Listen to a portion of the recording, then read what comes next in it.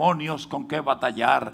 Unos tienen problemas que tienen que batallar con problemas de salud. Otros están peleando con problemas de matrimonio y están lidiando con esas circunstancias. Otros que están peleando con batallas internas en su propio ser.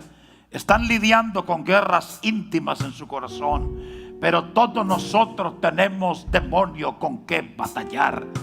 No estamos aquí jugando. No estamos aquí entreteniéndonos.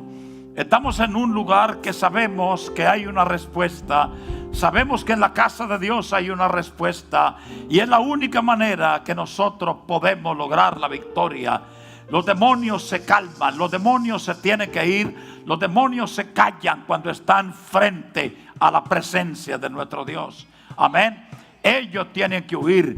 Tenemos demonio con qué batallar. Repito, no estamos aquí jugando a la iglesita, estamos en algo muy serio que tiene realmente un propósito fundamental, y es que cuando está la presencia del Señor, cuando nosotros vamos a la casa de Dios, hay un hervor, hay un calor, hay un fuego que entra y hay cosas que se van. Y estamos aquí cuando salimos para nuestras casas, tenemos que salir livianos, tenemos que salir alegres, tenemos que salir felices, porque este es un lugar de liberación y de libertad. Amén.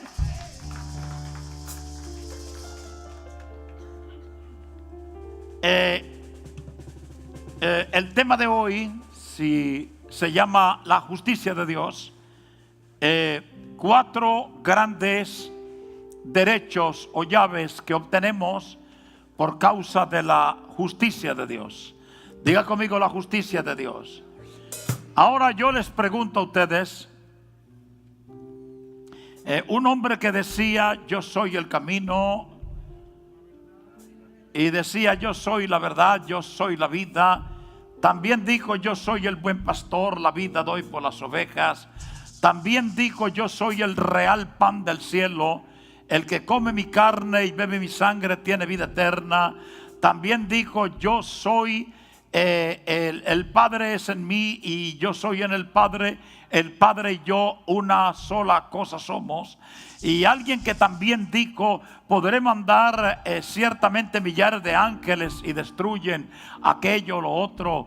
Y en una oportunidad dijo: se puede destruir este templo y en 3 días lo levanto. Y vemos ese personaje un día, Pedro, Juan, los hijos de Zebedeo, Jacob, y todos ellos lo ven a él. De repente un día todo parece que se había puesto oscuro, y de repente lo ven en una cruz, rodeado de 2 ladrones, sentenciado a una muerte. Pero espérate. Este no fue el que dijo: antes que Abraham fuese yo soy. No fue ese que está en la cruz el mismo que dijo: yo soy el pan del cielo. Pero ¿qué está haciendo en medio de 2 ladrones? ¿Y qué está haciendo en una cruz? ¿Acaso él no dijo que él era la vida, que era la luz de los hombres, que el Padre y él eran una sola cosa? A ver, déjame entender esto. ¿Dónde están esas palabras? ¿Y qué el asuntico ese del reino? ¿Y qué? ¿Dónde está eso? Pero Pedro le decía a Juan: pero yo acabo de dejar peces, acabo de dejar la pesca, acabo de dejar una empresa grande, acabo de abandonar algo que me devengaba un gran sueldo, porque él a mí me dijo que me haría pescador de hombres. ¿Y qué está haciendo ahí? ¿Qué está haciendo en esa cruz? Y rodeado de 2 ladrones. Ahora, ¿cómo me presento yo ante mi familia? ¿Cómo me presento ante mis amigos? ¿Cómo me presento ante la empresa que yo tenía de pesca? Sabiendo que todo lo que yo dejé, todo lo abandoné por él, pero ahora está en medio de 2 ladrones, clavado allá en una cruz. ¿Qué pasó con él? No sé. Cuando nosotros tenemos oportunidades en la vida donde decimos: ¿y qué pasó conmigo? Yo que creí, yo que pensé, yo que dije, yo que iba, Y hay muchas preguntas que nos hacemos cuando vemos que el mundo se pone gris. Jesucristo le dijo a Pedro: Pedro, Satanás te pidió para zarandearte, pero yo he orado para que tu fe no falle. Asimismo estaban los discípulos ese día cuando vieron a Jesús rodeado de dos ladrones, y ellos dijeron: espérate un momento, ya no es popular andar con él. Antes se nos pedía a nosotros el favor de que habláramos con él para que un enfermo fuera sanado. Era popular andar con él, era popular hablar con él, pero ahora más bien tenemos que escondernos. Y están diciendo que van a buscar a las personas que andaban con él para también crucificarle, cuando ya no era popular andar con Jesucristo. Por el contrario, tenían que esconderse. Sin embargo, lo que ignoraban todos, lo que no habían puesto atención, porque hay gente que creía en él, pero no lo que él había dicho. Lo creían porque lo veían, pero no habían puesto atención en sus palabras y lo que él había hablado. Él antes había dicho que era necesario que él muriera, pero eso se les había olvidado. Él antes había dicho que si él se fuera, él prepararía lugar para nosotros, pero se les había olvidado. Él antes había dicho que era menester que el Hijo del Hombre fuera entregado en manos de pecadores, pero se les había olvidado. Ellos todavía tenían una imagen de que Jesucristo se iba a levantar como un paladín más, un caudillo más, pero ellos no entendían el propósito grande, el propósito divino, el propósito santo, que era la justicia de Dios. Diga conmigo: justicia de Dios. Muy poco se predica de la justicia de Dios en las iglesias, pero se pierden de lo mejor. Se pierde de lo mejor, porque cuando hablamos, el tema principal en una iglesia se llama Jesucristo. Amén. Estamos aquí por Jesucristo. No estuviéramos aquí si Jesucristo no hubiera hecho lo que él hizo. Si Dios no hubiera preparado su justicia en él, usted y yo no estuviéramos aquí. De hecho, el mundo ya hubiera colapsado. Los demonios se hubieran apoderado de la humanidad de tal manera que ya la humanidad no existiera. Porque quiero decirles algo a ustedes: el diablo no está jugando con ustedes. El diablo no quiere jugar con ustedes, ni les está pidiendo permiso, ni está viendo si usted está bien vestido o mal vestido. El diablo no está viendo a qué familia pertenece. El diablo no está jugando. El diablo él quiere dañarle sus vidas. Él quiere desorientarlos en todo. Él quiere maltratar a su familia y quiere destruirlo. Él no quiere jugar, él quiere destruirlos a todos ustedes. Sin embargo, gracias a la justicia de Dios, el diablo tuvo que parar. El diablo fue detenido y se le quitaron 4 derechos que tenían. Diga conmigo: 4 derechos. Vamos a empezar un poco acerca de lo que es la justicia de Dios. El apóstol Pablo decía: si Jesucristo no hubiera muerto y resucitado, vana sería nuestra fe. ¿Para qué estuviéramos acá? Pero el pecado, el pecado de la humanidad, escúcheme bien, no crea que su pecado es solamente una debilidad de un día. No pensemos que nuestro pecado es sencillamente un problemita que tenemos que resolver. No. El pecado es un mal tan grande delante de Dios que ameritaba un juicio. Diga conmigo: un juicio. El pecado era algo que había dañado no solamente a la humanidad, sino que nos había atado a la presencia de los demonios. El pecado crea un derecho legal para que los demonios se apoderen de ti y se apoderen de su familia. Cada pecado que el hombre hace son puertas que se abren para que zorras, dice la Biblia, pequeñas zorras, demonios entren y empiecen a maltratar y empiecen a dañar la vida de una persona. El pecado no es un juego. No porque usted no piense en eso, usted va a dejar de tener problemas. No, Señor, el pecado cobra su cuota.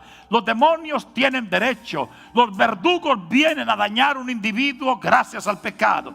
El hombre, toda la humanidad era heredera de un infierno. Wow, está duro el pastor hoy. Está duro el pastor hoy. Toda la humanidad iba para un solo lugar. Iba, diga conmigo, iba. Toca al que está a su lado y dígale, eso es pasado. Toda la humanidad estaba sentenciada a un lugar muy duro, porque el pecado no podía pasar por alto. Pero ahora mire, ¿qué estaba haciendo Jesucristo en la cruz? ¿Qué estaba haciendo Jesucristo en la cruz? Para poder continuar este mensaje tengo que decirle que el Señor Jesucristo había tomado el pecado suyo y el mío y lo habían puesto en su propia carne. Él había absorbido el pecado de la humanidad y lo llevó a la cruz. Ellos no entendían qué estaba haciendo Jesucristo en una cruz. Estaba aplicando la justicia de Dios. Diga conmigo, justicia de Dios. Así que si Él no hubiera muerto en una cruz, no hubiese justicia. No hubiese habido perdón de pecados. El pecado no hubiese sido sentenciado. Había que pagar por el pecado. Tenía que haber un precio por el pecado. Dios no es injusto. Alguien tenía que pagar por ese pecado. Tenía que pagar, pero la Biblia dice que Dios decidió cargar en Él el pecado de todos los hombres. Y Él fue a una cruz para que usted no fuera a un infierno. Él fue a una cruz para que los demonios no se enseñorearan de nosotros. Él estuvo en una cruz para que sus enfermedades salieran de su cuerpo. Él estuvo en una cruz para libertar a cada uno de su familia. Él estuvo en una cruz para que el ardor del infierno, para que los demonios no pidieran el derecho legal en su familia. Él estuvo en una cruz pagando lo que usted y yo nunca podíamos pagar. Él fue a la cruz. La historia lo dice, la Biblia lo habla, que nuestro pecado fue pagado gracias a la cruz. Amén. Así que ¿quién es Jesucristo? Jesucristo es la justicia de Dios. Él pagó por ti y por mí. Él pagó el precio. Él pagó por el pecado.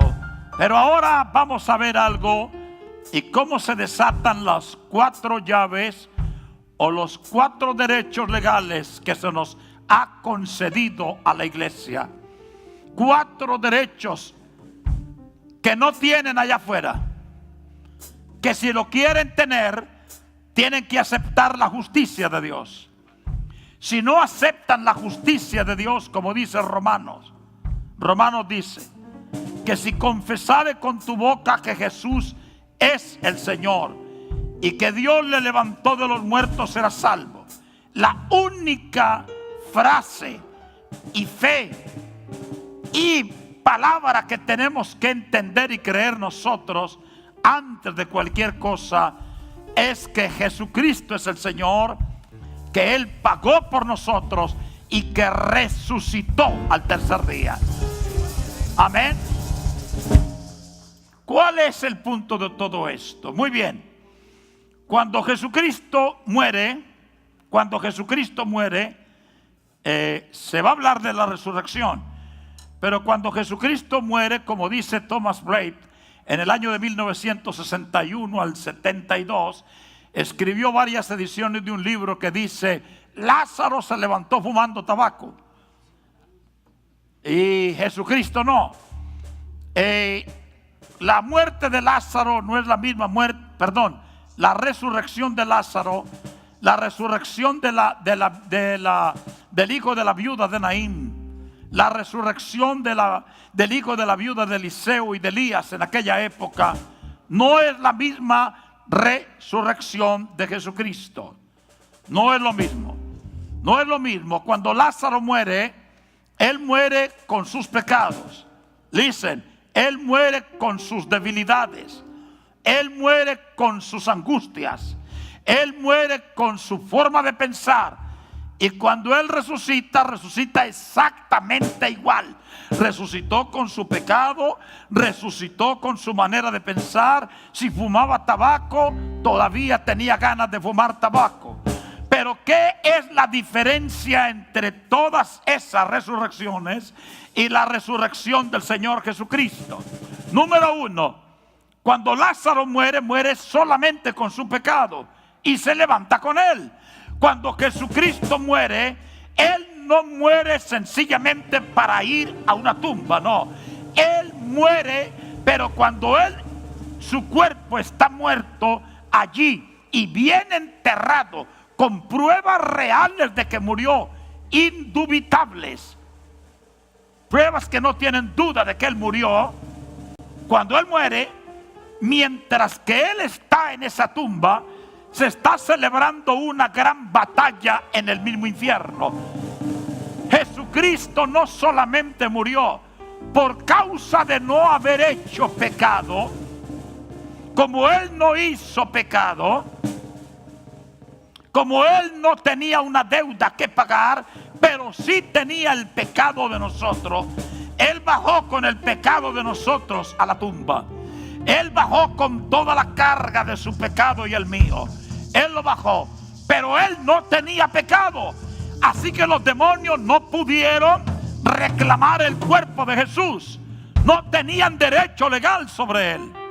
Así que Él agarró sus pecados y lo lanzó a lo más profundo de la mar. Número uno, lanzó sus pecados a lo profundo de la mar. Número dos, hizo varias cosas que las vamos a ver hoy, en las cuales se obtuvieron otros derechos. Pero cuando Jesús resucita, número uno, resucitó sin ningún pecado de la humanidad. Él no trajo de vuelta el pecado. El pecado quedó sepultado. Entonces, llave número uno que tiene la iglesia. Llave número uno. Antes no estaba sino la ley del pecado y la ley de la muerte. Vuelvo a repetir, la ley del pecado y la ley de la muerte. Usted pecó y tenía derecho a muerte, pero ahora había nacido una nueva ley.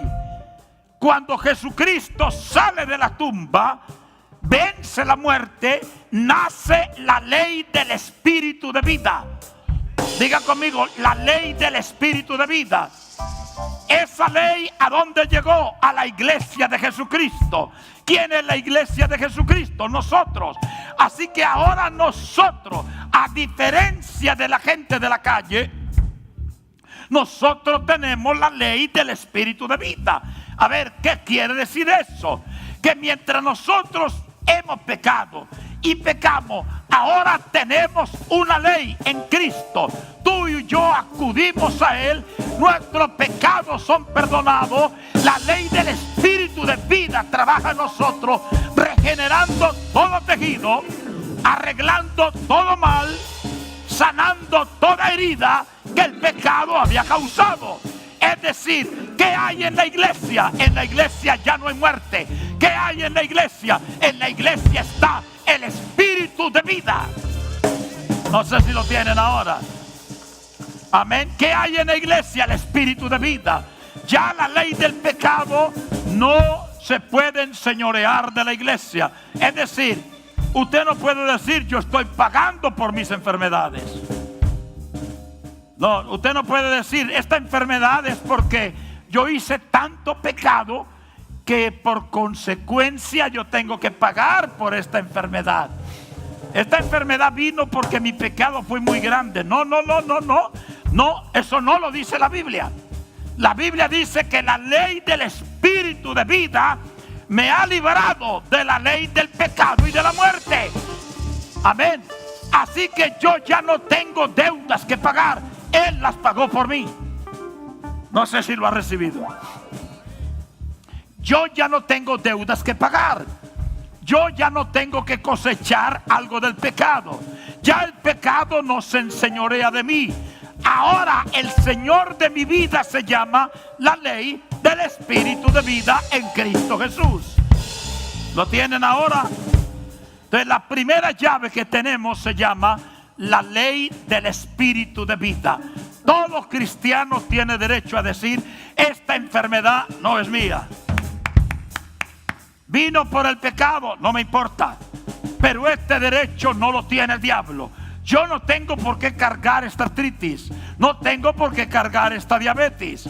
No tengo por qué cargar esta hipertensión. No tengo por qué cargar esta enfermedad. Sé que pudo haber venido por el pecado. Sé que los demonios trabajaron en ella, pero yo ahora he creído en Jesucristo. Y por haber creído en Él, hay una ley que rompe la otra ley. La ley del pecado fue rota por la ley del Espíritu de vida en Cristo Jesús. A eso se llama la justicia de Dios. Entonces, yo cuando ando ahora, yo tengo el derecho de decir: tengo derecho a estar sano. Por lo tanto, espíritu de enfermedad, te tienes que ir de mi vida. Los demonios le pueden decir: ¿por qué me tengo que ir? Por la ley del espíritu de vida. Espíritu de cáncer, te va. ¿Por qué me voy? Por la ley del espíritu de vida. Demonio de artritis, se tiene que ir. ¿Por qué me tengo que ir? Por la ley del espíritu de vida. La ley del espíritu de vida me ha librado. Diga conmigo: me ha librado. Me ha librado, me ha librado. Diga: me ha librado. Me ha librado, me ha librado. La ley del Espíritu de vida me ha librado de la ley del pecado y de la muerte. No se explica el Evangelio. Hay muchos cristianos que están buscando brujos para que los sanen. Ajá. Hoy por hoy hay muchas iglesias que buscan encantadores evangélicos para que lo liberen. Libertad, yo creo en la liberación. Claro que creo en la liberación. Claro que creo que a un demonio hay que reprenderlo. Claro que yo creo que a un demonio hay que sacarlo fuera. Claro que yo creo que los espíritus inmundos se les tiene que ordenar que se vayan. Claro que lo creo. Yo lo creo. Lo que no estoy de acuerdo es que pongan la fe en un acto de liberación, que pongan la fe en un acto de eso. Los demonios se pueden ir, pero si usted no cree en la justicia de Dios, allá en la puerta vuelve y lo agarran. Amén. Así que yo no tengo que buscar encantadores evangélicos. No tengo que buscar encantadores santeros. No tengo que buscar nada. Cuando usted sienta algo, usted tiene que establecer la ley de la Biblia en su mano. Usted tiene que decir: a mí no me importa lo que el diablo me esté mostrando. Aquí está la ley del espíritu de vida. Esta ley cancela todo demonio. Esta ley cancela toda enfermedad. Ayer hablábamos en la madrugada acerca de un derecho establecido y un título de propiedad. Un derecho establecido. Cuando una persona, cuando alguien están peleando por una herencia, yo les conté ayer que conocí ciertas personas que pelearon con una herencia millonaria y pelearon tanto, la familia se dividió, pero uno de ellos era amigo mío y obtuvo el derecho de la casa y le dieron el título de propiedad. Y cuando él agarró ese título de propiedad, cama, pongan atención. Cuando él agarró ese título de propiedad, déjame decirlo de nuevo. Cuando él agarró ese título de propiedad, él se fue y él veía todas las personas allá alrededor de esa casa. Y cuando él llegó con un policía, él llegó con un fiscal, él llegó, se trajo hasta el juez, él se trajo todo lo que tenía que traer y con el título en la mano le dijo: lárguese de mi casa. Lárguese de mi casa, que hay un título que dice que es mía. Esta casa es mía. Y la policía vio el título y tuvo que sacar. Así que salieron los merodeadores, salieron todos los envidiosos, salieron todos los que querían apoderarse de esa casa, porque alguien obtuvo el título de propiedad de esa casa. Yo no sé si usted me está entendiendo esta mañana, pero la ley del Espíritu de vida te ha entregado un título de libertad, te ha entregado un título de victoria, te ha entregado un título de sanidad, te ha entregado un título de gloria. Tienes derecho, tienes derecho, tienes derecho a decirle a los demonios que se vayan de su cuerpo. Tú tienes un título de... Amén. Tienes derecho, tienes derecho, tienes derecho. Tú tienes un título de propiedad. Tienes derecho a sacarlos de su casa. Tienes derecho a decirle: ustedes son ilegales en mi casa. Nada tienen que hacer en mi casa. Nada se les ha perdido en esta casa. Tengo un título de perdón. Tengo un título de justicia. Tengo una herencia en el cielo. Se me fue condonada la deuda. Ya no te debo nada, nada, nada, nada, nada, nada, nada, nada, nada. Tengo libertad. Tengo derecho de libertad. Tengo derecho de libertad.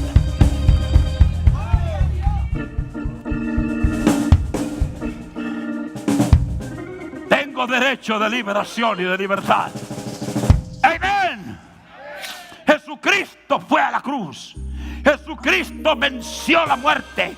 La ley del pecado y de la muerte fue cancelada. Ahora yo ando con el título de la ley del Espíritu de vida en Cristo Jesús. ¿Qué tienes en tu bolsillo, pastor? La ley del Espíritu de vida. ¿Qué tienes en tu cartera, amada hermana? Tengo la ley del Espíritu de vida. ¿Qué tienes en tu corazón? La ley del Espíritu de vida. Camino por las calles alegre porque tengo la ley del Espíritu de vida. Yo la tengo, la tengo, la tengo. Tú tienes la ley, tú la tienes, la tienes, la tienes, la tienes. Amén. Así que no necesito encantadores ni adivinos. No necesito a santeros tengan el título que quieran tener. Tengo la ley del Espíritu de vida.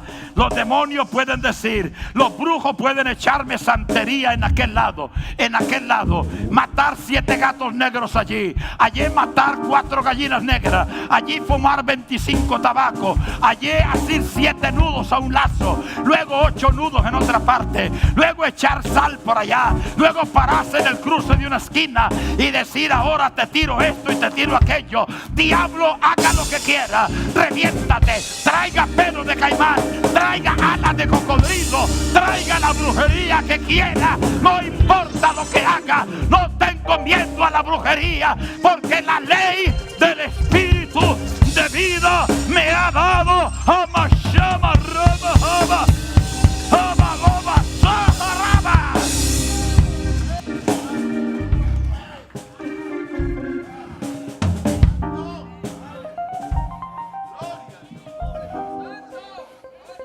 Porque la ley del Espíritu de vida me ha librado de la santería, me ha librado de la brujería, me ha librado del encantamiento. No hay adivinación, no hay brujería, no hay encantamiento contra el pueblo de Israel. No hay agorería. ¿Dónde está el mal? ¿Dónde está el mal? ¿Dónde está el pecado que me puedan reclamar? ¿Dónde está? Tengo el título de libertad en mi mano. Tengo el título Amachaba Rojo Loma Loma.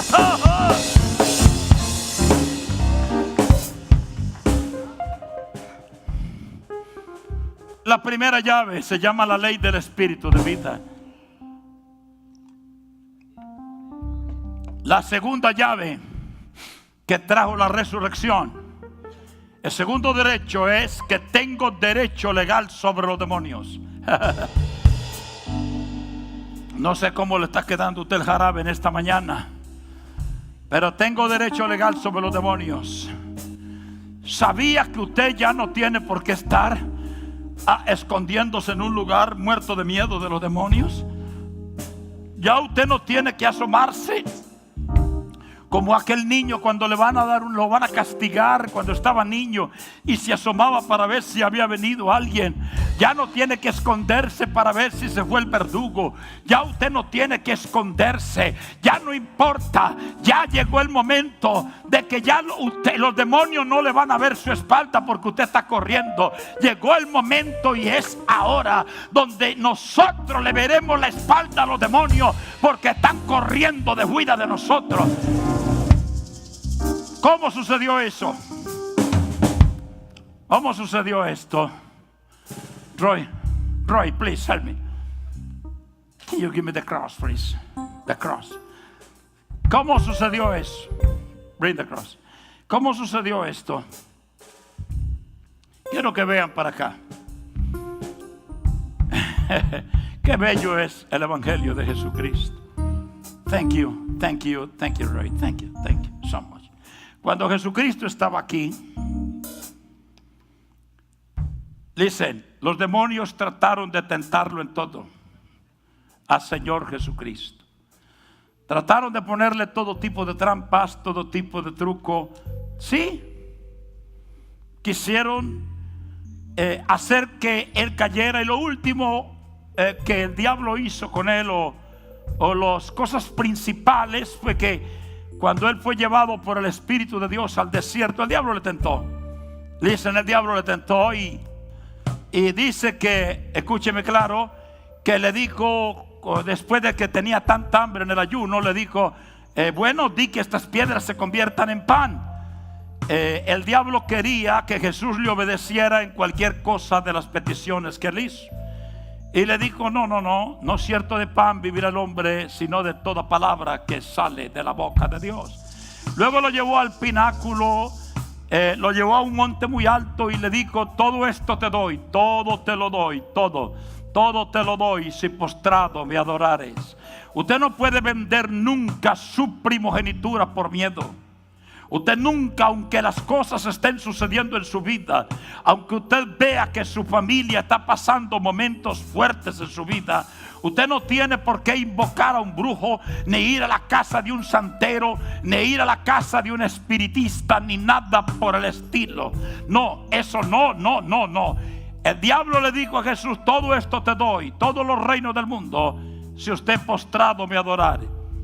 El Señor le dijo, escrito está, yo al Señor debo servir y a Él solo debo de adorar. Luego lo llevó al pináculo del templo y le dijo, lánzate, porque escrito está también, a tus ángeles mandarás cerca de ti para que tu pie no tropiece en piedra. Y ahí le dijo, vete de mí, Satanás, vete de mí, Satanás, porque escrito está, no tentarás al Señor tu Dios. Y después de que él tuvo ese diálogo con los demonios no pudieron hacer que Jesús cayera. En otra oportunidad el diablo tomó a Pedro y le dijo, Señor, no es bueno que tú vayas a morir, no es bueno. Claro que el diablo no quería que Jesús muriera. Pero cuando Jesús es clavado en una cruz, la Biblia dice que él a todos los demonios, a todos los espíritus inmundos que tenían derechos legales en su vida, a todos los demonios que habían atormentado a sus hijos y a sus familias, a todos los espíritus inmundos que te hacían la vida imposible a ti y a mí, a todos los demonios que no nos dejaban dormir, al espíritu de insomnio, al espíritu de enfermedad, al espíritu de muerte, dice que Él los llevó y aquí se clavó juntamente con ellos aquí y exhibió a todos los demonios públicamente, diciendo, he ganado sobre los demonios, ellos no me han podido vencer, ahora yo los exhibo públicamente, demostrando que triunfo sobre ellos en mi misma muerte. La Biblia dice que los exhibió en la cruz, exhibió a los demonios. Cuando yo oigo la palabra exhibió a los demonios públicamente, veo a los demonios revoloteando, bájate de esa cruz, no lo hagas. Ellos sabían que cuando Él muriera, sin pecado, todo el récord que se le había entregado a Satanás se le era quitado y se le pasaba a Jesús. Todo lo que Adán perdió se le iba a quitar a Satanás y se le iba a pasar a Jesús. Toda la muerte que había venido a través de Adán se iba a quitar y se iba a entregar a Jesús. El diablo sabía que tenía un nuevo jefe que estaba naciendo. Venía un rey nuevo. Venía alguien que iba a estremecer el infierno. Él venció sobre ello en la cruz.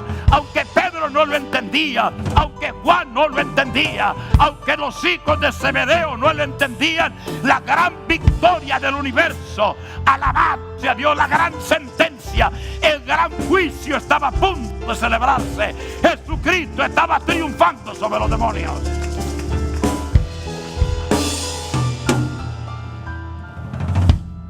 Cuando Él dijo, consumado es, entregó su espíritu, fue a la tumba. Los demonios sabían lo que venía. Los demonios trataron de atarlo en la tumba. Eso lo he explicado 1000 veces en esta iglesia. Los demonios trataron de atarlo. Trataron de formar una sentencia en él. Y no lo lograron porque no había hecho pecado.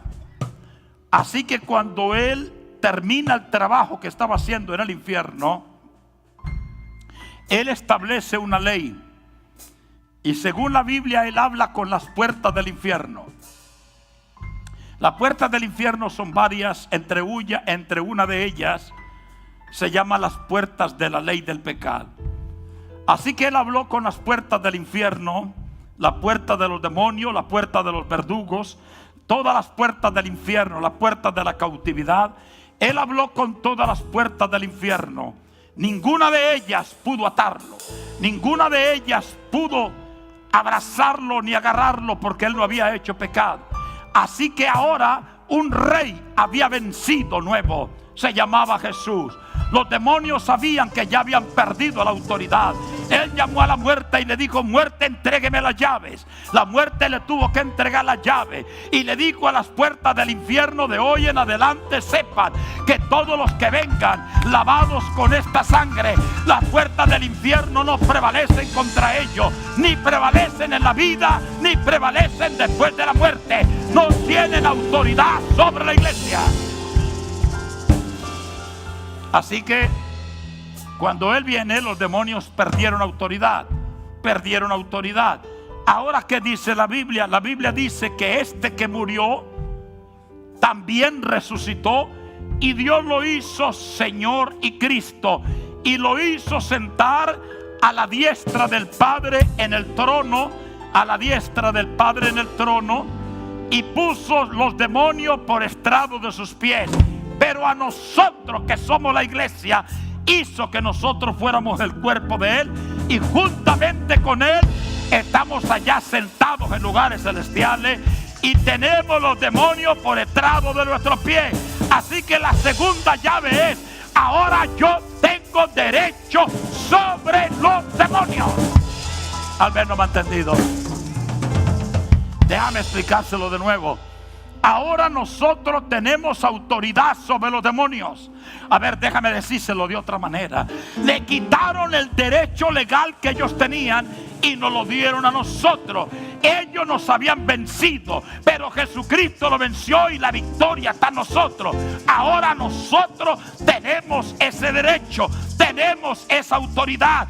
Ya nosotros no tenemos que obedecer a los demonios. Ellos están pendientes de que tú les des una palabra para que ellos la obedezcan. Ellos saben que tú puedes hablar y ellos tienen que obedecer.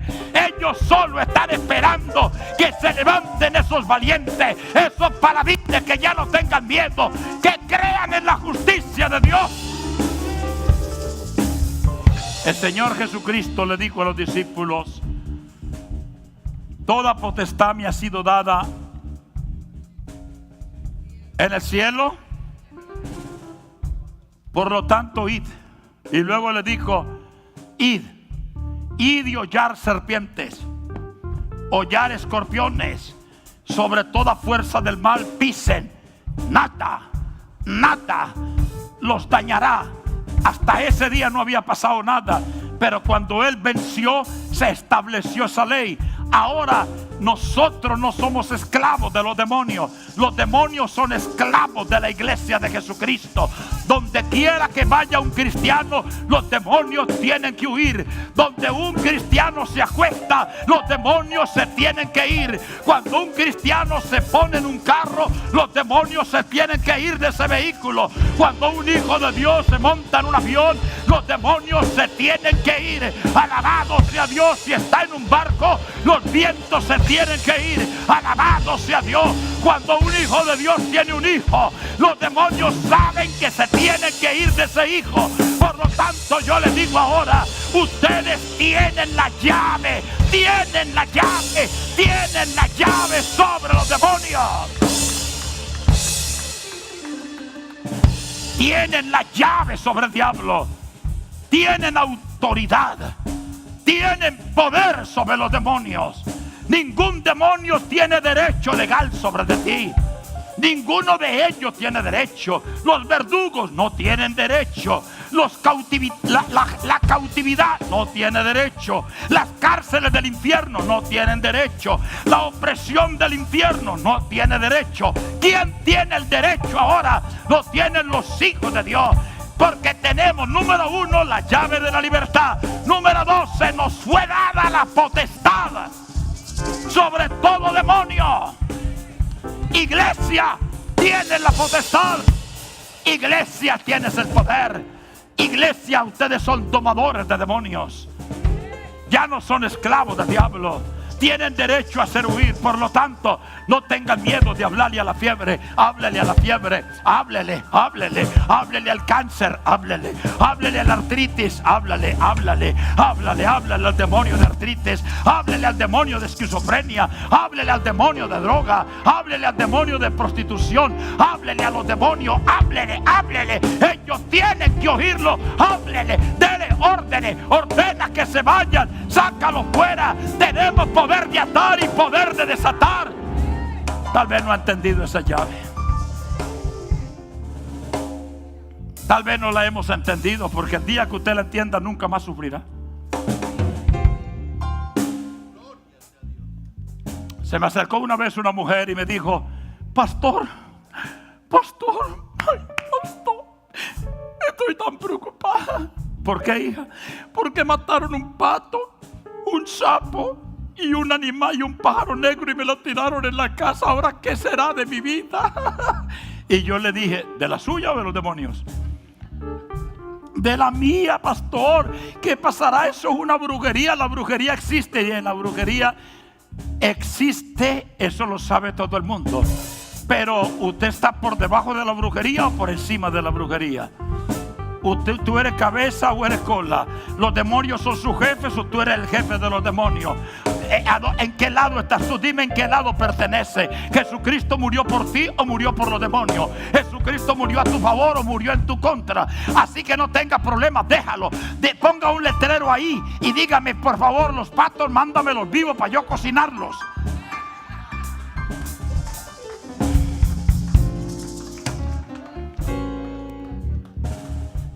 ¿Sabe que el diablo lo único que trabaja es con el permiso que usted le dé? Claro que el diablo tira un gato negro, tira esto y el diablo está así. Demonios, amigos, veamos si nos da derecho de entrar. Veamos a ver qué piensa ella o qué piensa él. Y los demonios que están así: está triste, ya dudó. Entra tú primero y entra un demonio y se apodera. ¿Por qué? Porque tú le diste el derecho, no porque tengan derecho. Y luego viene otro y dele miedo, y el miedo entra y ya esa persona ya tiene miedo, y entonces empieza a buscar santeros evangélicos.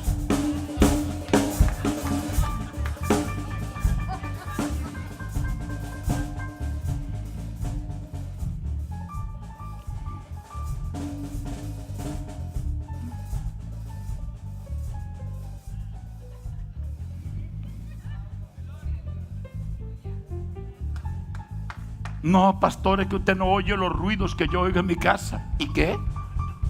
¿Quiere que les cuente una historia de lo que pasaron con unos demonios una vez en una casa? Tienen que oírla, mijo. Mira, mis hijos, Llegó un hermano predicador a un lugar y le dijeron: pastor, qué pena, los hoteles están ocupados, ningún hermano tiene una habitación grande como para ti, pero aquí hay una casa que dicen que está llena de demonios, pero no le hacen mal a nadie, solo que todo lo que usted dice lo repiten. Y él dice: ¿lo repiten? Sí. Dice: no importa, yo llevo la maletica para allá. Y se fue el pastor bien alegre, puso sus maletas allá, y el pastor hizo y oyó cuando los demonios hicieron y entonces él dijo: bueno, gloria a Dios. Y los demonios dijeron: bueno, gloria a Dios. Y entonces él empezó a cantar: Jehová está en su templo. Y los demonios: Jehová está en su templo, alábale que él vive. Y los demonios también. Digo: no, chico, si aquí lo que hay es un culto, vamos a recoger las ofrendas. Y cuando fue a recoger las ofrendas, se escuchó un tropel de demonios saliendo de la casa.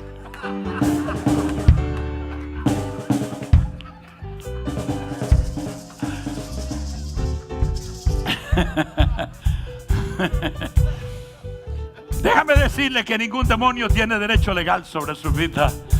Cuando te tiren una brujería, diga: diablo, no pierda tiempo conmigo, ya no tengo miedo de esto, ya no tengo temor de esto, ya no tengo temor, ya no tengo miedo de esto. Deje que te tiren brujería. Cuando te tiren una brujería, no lo tome por ese lado, tómalo por el que es. El diablo sabe que hay algo grande en tu vida. El diablo sabe que están haciendo algo. No quiere, el diablo sabe que está prosperando. El diablo sabe que tú estás agarrando un terreno y quiere darte miedo. No tenga miedo. Digo: el diablo me tiró una brujería. Gloria a Dios, él sabe que estoy por encima de él. Entonces la segunda llave es: tenemos derecho sobre los demonios. Muy bien, tercera llave. Amén, tenemos autoridad, sí. La tercera llave, ¿cuál es? La tercera llave que se abrió con la resurrección cae directamente en la persona de Jesucristo, pero a favor de nosotros. Cuando Él murió en la cruz, Él derramó una sangre sin mancha, limpia y sin pecado. Él fue y no hizo pecado, murió, ya lo sabemos, dice Pedro, bajó a las partes más profundas de la tierra y allá venció, y luego también subió.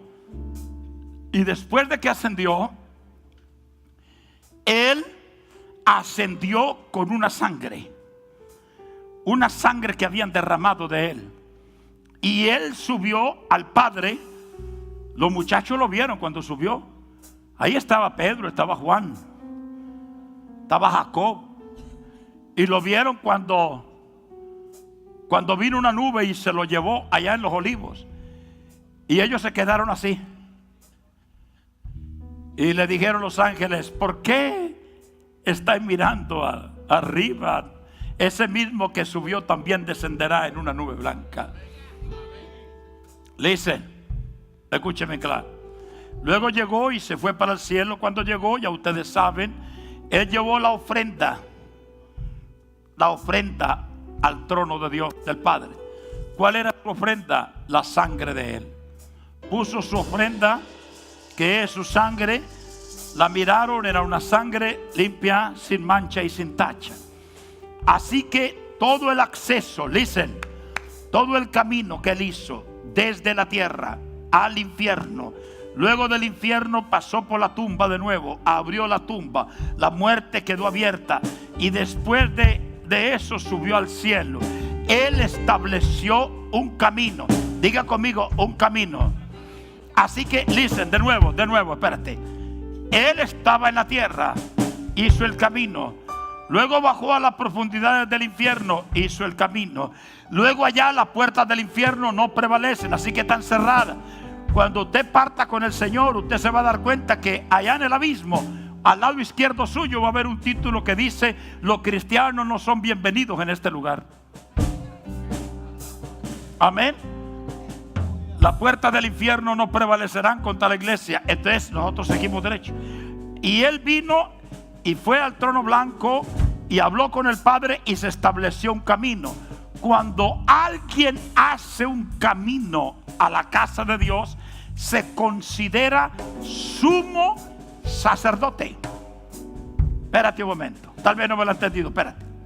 El sumo sacerdote en el tabernáculo era el que llevaba la petición del pueblo y entraba al lugar santísimo. Pero ahora hubo alguien que llevó su propia sangre, sangre que no se seca, sangre que no tiene el DNA de la muerte, sangre que no tiene pecado. Entonces la llevó al Padre. Así que se hizo, come on, espérate. Cuando el hombre entregaba, el sumo sacerdote en la época de Aarón entregaba la ofrenda, se producía el Shekinah, hablaba con Dios, y cuando volvía y salía tenía que cerrar la puerta, porque este hombre volvía a pecar. Así que el otro año volvía y juega otra vez de nuevo, porque la sangre se había secado, el clamor se había detenido. Este hombre volvía a pecar, pero ahora vino alguien con una sangre que no muere.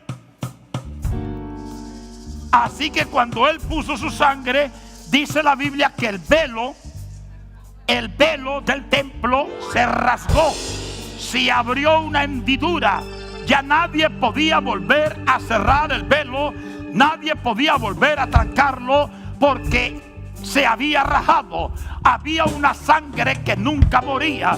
Así que el clamor todavía está allá. Desde que Jesucristo lo puso, todavía está allá. Esa sangre está diciendo: perdónale. Pero ¿qué pastor volvió a pecar? Allá está esa sangre diciendo: perdónale, perdónale, perdónale, perdónale. ¿Hasta cuándo? Bueno, la Biblia dice que hasta la eternidad. ¿Qué es la eternidad? ¿Cuándo para la eternidad? Nunca para. ¿Qué quiere decir? Que esa sangre mañana seguirá hablando por ti, intercediendo por ti, diciendo: perdónale, perdónale, perdónale. Pasarán 10 años, la sangre seguirá diciendo: perdónale. Pasarán 100 años y la sangre seguirá diciendo: perdónale. Pasarán 1000 años y la sangre seguirá diciendo: perdónale, perdónale. Oh, come on, pero no, espérate, no he llegado al final. Como Él estableció un camino, Él se convirtió en el sumo sacerdote para siempre. Ya no necesitamos más. El sumo sacerdote para siempre. ¿Qué es el sumo sacerdote? El sumo sacerdote es el que yo le entrego todos mis problemas y mis peticiones a Dios, ¿verdad? Se las entrego a Él y Él llega y las agarra y las lleva al Padre. ¿Ve? Yo les expliqué una vez que cuando yo mando algo en el correo, aunque no lo hayan recibido al destinatario, al destino, yo quedo tranquilo y le digo a mi esposa: wow, por fin mandamos ese cheque para pagar esa deuda. Ya, no debemos más nada. Yo no estoy pensando si va a llover, si no va a llover, si el correo se va a voltear, si no se va a voltear. Yo no estoy pensando en eso. Yo solamente sé que entregué el correo y confío en el correo de los Estados Unidos, ¿verdad? Y yo confío en el correo. Ahora hay un correo que nunca se enferma, que no tiene gomas que se exploten, que no depende si hay huracán o no hay huracán. Es el correo divino con un hombre llamado el sumo sacerdote, que se llama Jesucristo. Así que, no contento con que tenemos la llave de la libertad, no alegres todavía porque estamos por encima de los demonios, ahora entonces se nos dio un correo directamente al cielo. La Biblia dice que Él es el sumo sacerdote de nuestra confesión, el sumo sacerdote de nuestra profesión. Camán, iglesia, déjame decirlo de otra manera, déjame hablarle de otra manera. La ley del pecado no tiene poder sobre ti. Está la ley del espíritu de vida. Número 2, los demonios tienen que salir de ti. Ellos no tienen derecho sobre de ti, tú tienes derecho sobre ellos. Número 3, tú tienes una comunicación directa con el Padre. Ahora tú no tienes que buscar santeros, tú no tienes que buscar intercesores, tú no tienes que buscar más mediadores. Entréguele el correo al Señor Jesús, entréguele su petición a Él. La Biblia dice que todo lo que pidiéremos al Padre en el nombre de Jesús es hecho. ¿Por qué? Porque Él es el sumo sacerdote de nuestra confesión. Así que deposítelo. Aquí, Señor, aquí están mis hijos. Cuando usted diga, Señor, pido por mis hijos, Padre, esto es lo que pido por mis hijos, ¿qué le hace pensar a usted que Él no le va a hacer llegar el correo al Padre? Así que aquí Él lleva, Señor, pido por mis hijos, pido por mis hijos, pido por mis hijos. Aquí va el correo suyo. Pido por mis hijos, aquí va su correo. Léalo. Lea el correo suyo, míralo. Pido por mis hijos, pido por mis hijos, pido por mis hijos, pido por mis hijos. Se abre esa petición en el cielo y se pone arriba de la sangre y sigue clamando todos los días. Pido por mis hijos, pido por mis hijos. Ahora, ¿qué tienes que hacer tú? Volver a decir, Señor, vuelvo hoy a pedir por mis hijos. ¡No! ¿Qué tiene que hacer? Señor, gracias porque ya mi correo lo mandé. Gracias porque llegó al cielo. Gracias porque mi petición ya ha llegado a la presencia de Dios.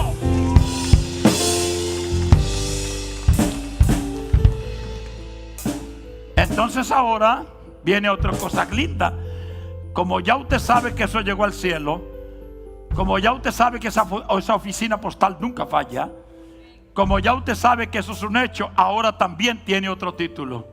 Tiene el título. ¿Cuál es el título? El título es que todo lo que pidieres al Padre en mi nombre yo lo haré.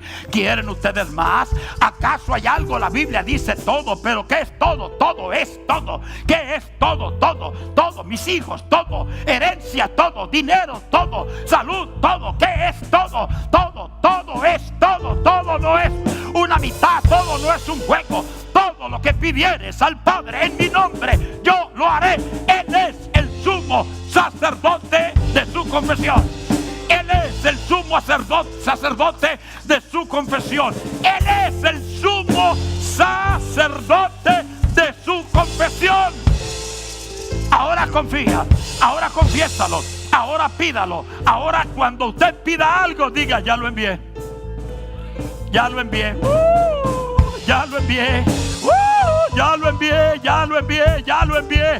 Ya lo recibieron en el cielo, ya lo tienen allá. Ya mi petición está escrita en el cielo. Por lo tanto, hijo mío, ya tú no eres un drogadicto, ya tú eres un pastor. Hija mía, ya tú no eres una prostituta, eres una profeta. Hijo mío, estás en victoria. Alabado sea Dios. Marido mío está en victoria. Mujer mía está en victoria. A eso se le llama la justicia de Dios. Termino con la última llave. La última llave la dijo Él mientras estaba en esta tierra. Él dijo, si me fuere,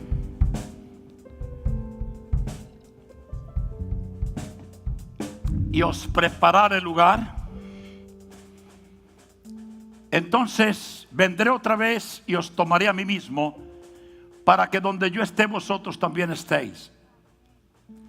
Y luego les dijo, es menester que yo me vaya, y mejor les es que yo me vaya, porque entonces vendrá sobre vosotros el Paracleto, el Consolador.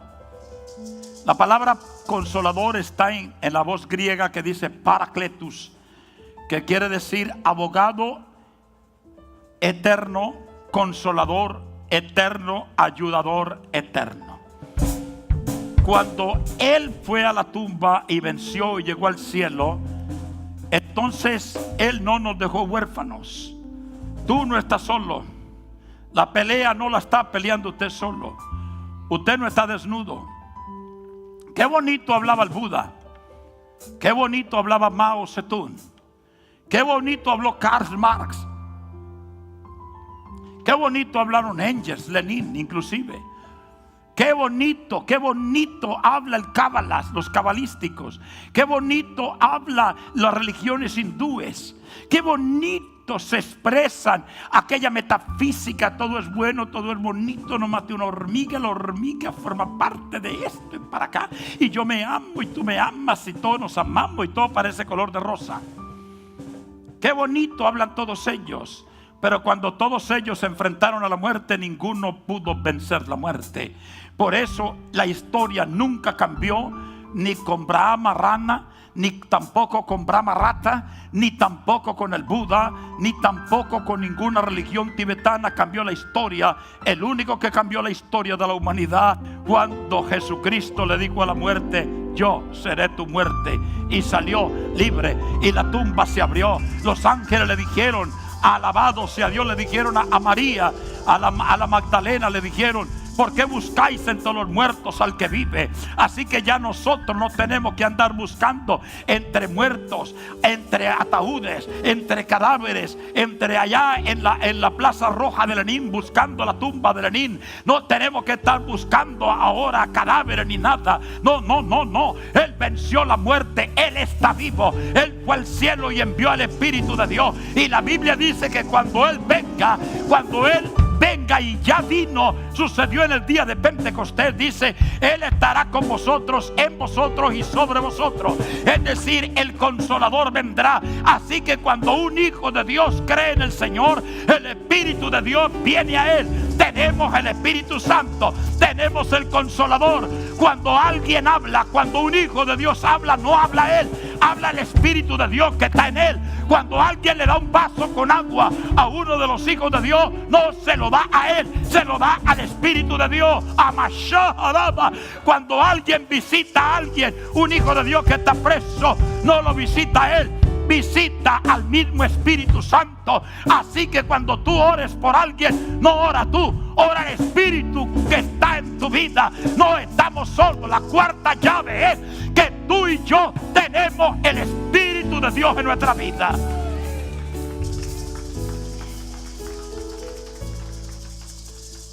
Y terminamos con este código.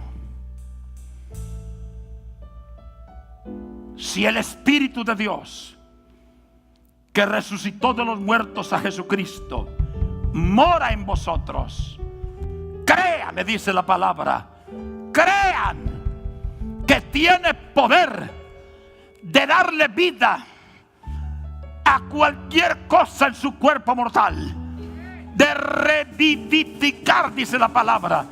Si el Espíritu que levantó de los muertos a Jesucristo mora en vosotros, ese Espíritu tiene el poder de darle vida a todo.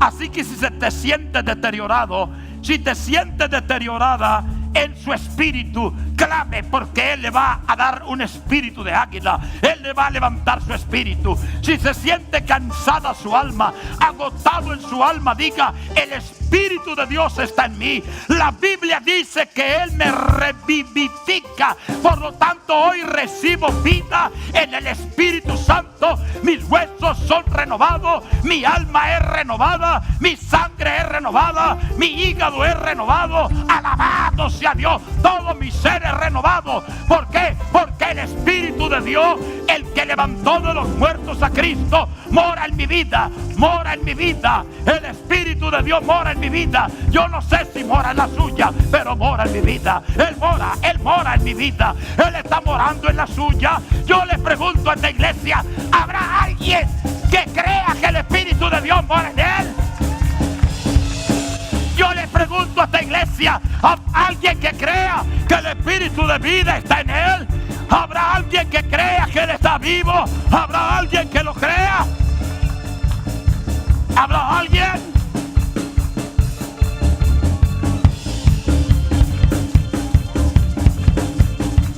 ¿Habrá alguien que crea que le dé vida? ¿Habrá alguien que pueda decir, estoy vivo? ¿Alguien puede decir aleluya? ¿Alguien puede decir aleluya? ¿Alguien está por encima de los demonios? ¿Alguien está por encima del diablo en esta casa? ¿Alguien está por encima?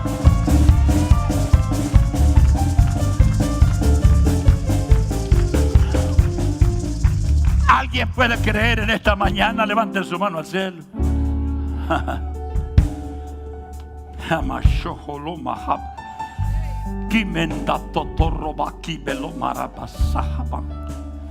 Let me wake him up. Anoma doma lama kiba somala.